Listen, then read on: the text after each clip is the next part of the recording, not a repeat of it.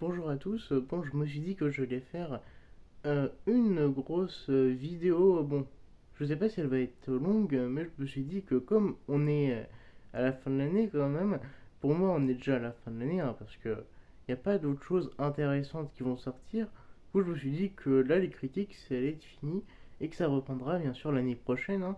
Mais je me suis dit, bah pourquoi pas faire un top, tout simplement. Pourquoi pas faire un top des films que j'ai aimés et des séries que j'ai aimées. Voilà, je me suis dit, bah pourquoi pas le partager. Bien sûr, c'est personnel, hein. Bien sûr, tout le monde a chacun ses propres films qu'on a aimés cette année, ou même séries.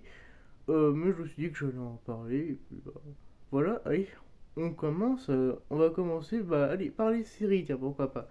Alors, déjà. J'ai pas vu énormément de séries. Normalement, je devais parler de Endgame, sauf que j'ai pas encore vu les séries. Du coup, sur la saison 3 de Endgame, du coup, je peux pas donner mon avis. Je vais parler de Alien, du coup, Earth, mais j'ai pas tout vu. Du coup, je peux pas vous donner un avis. Je peux pas vous dire si c'est bien ou si c'est pas bien. Du coup, je les me mets pas dans mon top. Et puis, bah voilà, on va commencer. Love, Death and Robot, du coup, sur Netflix, où on est à la saison 4 si je me trompe pas. Et bah c'est vraiment une très très bonne saison, j'ai trouvé ça marrant. En plus, ils se sont dans l'un des épisodes, ils ont fait quelque chose avec un groupe connu, je crois que c'est les Red Hot Chili Peppers, un truc comme ça, je sais plus, je crois que c'est je veux pas dire de bêtises mais je crois que c'est eux où ils avaient fait un épisode avec eux où ils avaient lancé quelques sons, c'était très sympa. Moi je connais pas trop le groupe, du coup je peux pas dire si c'est vraiment bien ou pas, mais moi j'ai bien aimé. Après, il y a plein d'autres épisodes, comme c'est beaucoup découpé, faudrait que je revoie pour dire tout, chaque épisode par épisode, mais vraiment, bah, le bilan c'est très bien. Voilà, c'est très bien, voilà, j'ai bien aimé, et c'était cool. Maintenant, on va passer par une série oui, que j'ai vraiment aimé, surtout la fin. La fin, moi je trouve ça incroyable, hein, voilà, c'est dit, la meilleure saison. Chacun ses goûts après, mais c'est Squid Game saison 3. Squid Game saison 3, ça m'a marqué. C'est vraiment très très très bien. Non mais cette fin quand même très tragique, j'ai beaucoup aimé parce qu'on s'y attendait pas que ça allait être aussi violent. On savait que ça allait être triste, mais on savait pas que ça allait être aussi vraiment violent, on va dire. Mais du coup, c'est vraiment une très bonne saison. La saison 3 c'est la plus marquante. Psychologiquement, elle est très très forte. Du coup, bah, je vous la conseille, hein, bien sûr. Si vous avez aimé Squid Game saison 1 et 2, surtout la saison 1, elle est très bien. Saison 2, c'est c'est que du divertissement. Et la 3, c'est comme la première, incroyable. Voilà. Euh, du coup, on va passer. Là, c'est la dernière série parce que j'en ai pas vu énormément de séries hein, cette année. On va parler, bien sûr. Je devais en faire une critique, mais je me suis dit, oh, je ferai une critique l'année prochaine, début d'année, parce que c'est là où ça va sortir.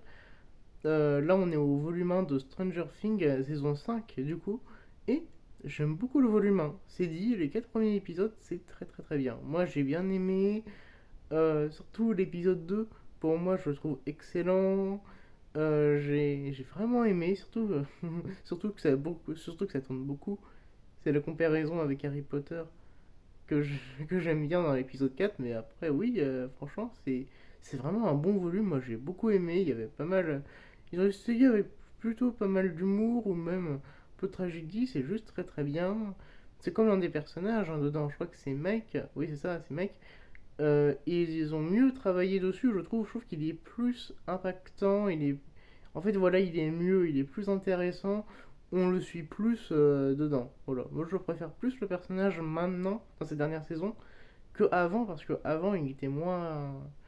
Voilà, je me suis moins attaché. Maintenant, un peu plus quand même, parce qu'il est plus impactant. Du coup, on a fini pour les séries. Hein.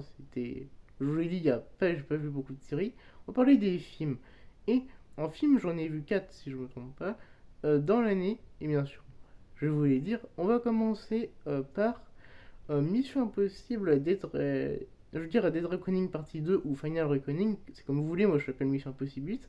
Bah moi j'ai vraiment aimé, c'était très très très bien. Il y avait peut-être moins d'action que le précédent, et un peu plus long, mais bah, c'est trop trop bien. Vraiment, moi j'ai vraiment aimé, il y avait plutôt pas mal d'action, c'était pas... Bien sûr, faut pas vous attendre à la John Wick, hein, c'est pas une explosion non plus d'action, mais moi j'ai bien aimé, l'histoire est très très bien, le scénario est très très bien, Déjà, Mission Impossible, c'est une super saga, hein. Je vous avais déjà fait la critique sur Mission Impossible. Je suis très très fan de cette saga, et là, pour moi, Mission Impossible, c'est le Harry Potter de l'action, hein. C'est dit, voilà. Il y a le même nombre de films, ça finit très très bien comme dans Harry Potter. Non, j'abuse un peu quand même. Voilà, mais après chacun ses goûts, moi j'adore Mission Impossible. C'est normal quand même que j'aime beaucoup. Voilà, c'est dit, Mission Impossible c'est très très bien. C'est vraiment une très très bonne fin. Voilà, j'ai bien aimé, franchement, très très sympa. On va passer du coup au second film. On va passer à un film, on va dire d'horreur. C'est plus un film divertissement que horreur. C'est Destination Finale Bloodlines ou Destination Finale 6.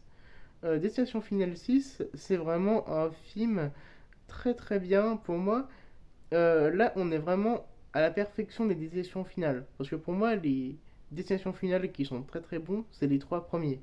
Les trois premiers, franchement, ils sont presque parfaits. À part le 3. Le 3, il est presque parfait, mais il est pas du même niveau. Je préférais le un et le 2. Plus le 2, c'est mon préféré, le 2 de la saga.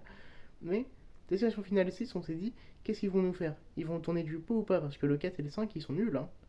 Allez, le 5, les morts sont très très bien, mais les personnages, on s'y attache pas, on s'en fout. Voilà, c'est pas. Du coup, c'est pas fou. Le 4 et le 5, c'est vraiment, pour moi, c'est pas du tout mes préférés.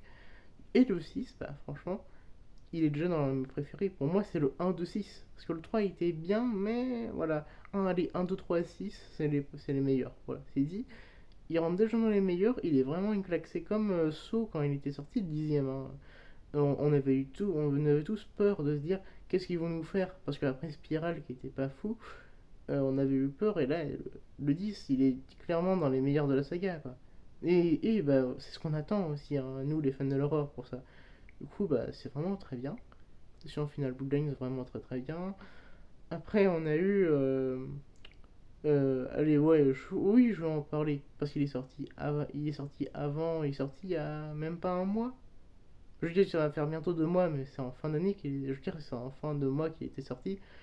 C'est le film Yoroi, du coup, de Orelsan.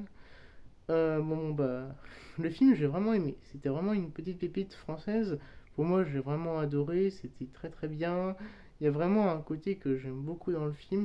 Voilà, je m'y attendais pas. J'ai cru que ça allait juste être un truc con, simple, mais pas. J'ai cru que ça allait pas être. J'ai cru que ça allait juste être sympa. Mais en fait, non. C'est vraiment très très bien.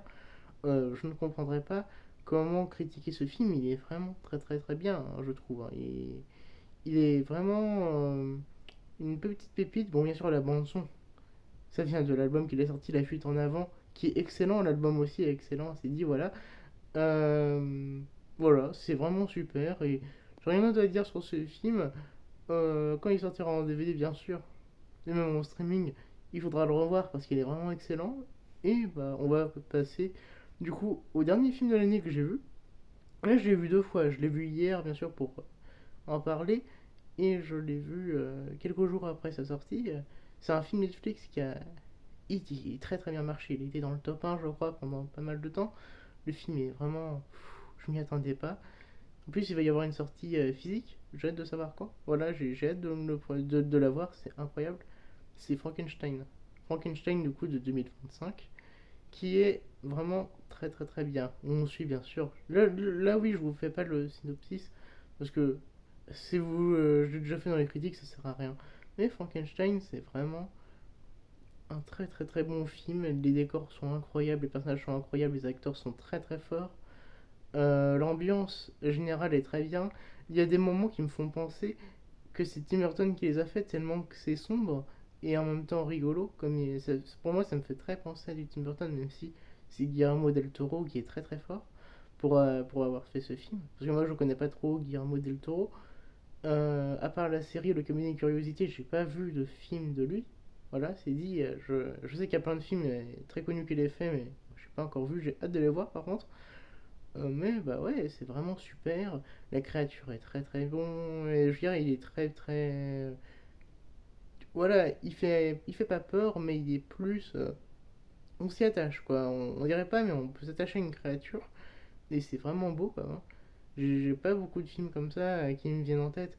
On s'attache à bah, une créature créée par un fou, du coup, Victor Frankenstein. Et bah voilà, c'est vraiment un très très bon film.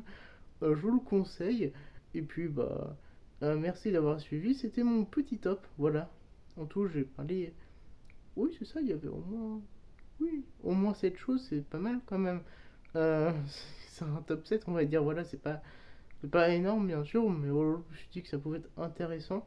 Maintenant, j'en referai pour les prochaines années, hein, 2026, 2027 et plus. Bien sûr, je ferai bien sûr un top comme ça. Ça va arriver parce que j'en ai pas fait l'année dernière quand j'ai commencé. Et du coup, je me suis dit, bah allez, pourquoi pas se lancer dessus. Et puis, bah moi, je vous dis à bientôt pour de nouvelles vidéos. Là, il va y avoir une petite pause sur la chaîne. Du coup, il y aura pas de coin JV et pas de coin horreur. Peut-être que je parlerai d'une série, mais voilà, il n'y aura pas. Là, c'est fini, ça reprendra l'année prochaine. Voilà, c'est dit. Je me suis dit que voilà, je n'allais pas en faire, tout simplement. Voilà, je vous dis à la prochaine pour de nouvelles vidéos.